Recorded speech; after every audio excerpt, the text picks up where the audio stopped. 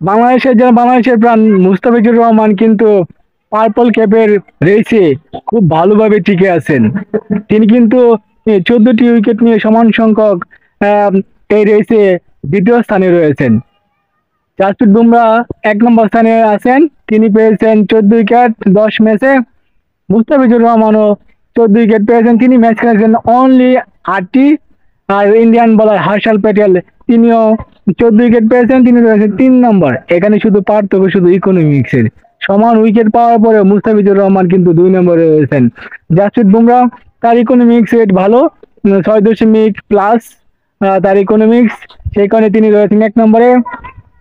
Mustafizur 9.+ run দিয়েছেন, তিনি রয়েছেন 2 নম্বরে। হর্ষাল প্যাটেল, তিনি 10+ রান দিয়েছেন, তিনি রয়েছেন 3 নম্বরে। এখানে কারো পা চাটতে আসি নেই, পা চাটার সময় নেই, কারো তেল মারতে আসি নাই, তেল মারার সময় নেই। 100% পিওর কথা যেটা, সেটাই বলতেছি। পয়েন্টে আসেন।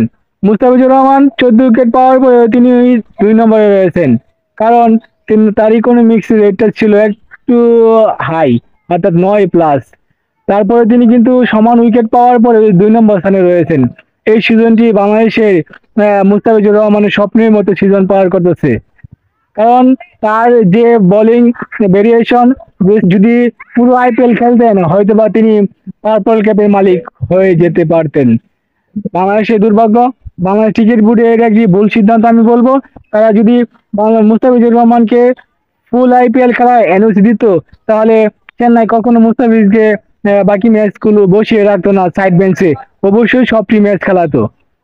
দেখেন অন্যান্য দেশের প্লেয়াররা যেখানে আইপিএল খেলার জন্য মরিয়া, সেখানে জিম্বাবুয়ের মতো দলের বিরুদ্ধে সিরিজ খেলার জন্য মুস্তাফিজকে ফুল আইপিএল খেলায় এনওসি দেওয়া হয়নি, তাকে দেশে ফিরিয়ে আনা হচ্ছে।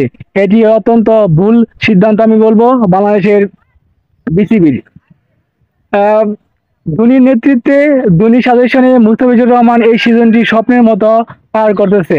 যেখানে বাংলাদেশে মুস্তাফিজুর রহমান 11-এ থাকে না, সেখানে আইপিএলে গিয়ে পার্পল কাপের রেসে 2 নম্বর স্থানে, আপনি কি কল্পনা করতে পারেন? ওয়াও ওয়াও, অসাধারণ। বাংলার জান, বাংলার প্রাণ মুস্তাফিজুর রহমান।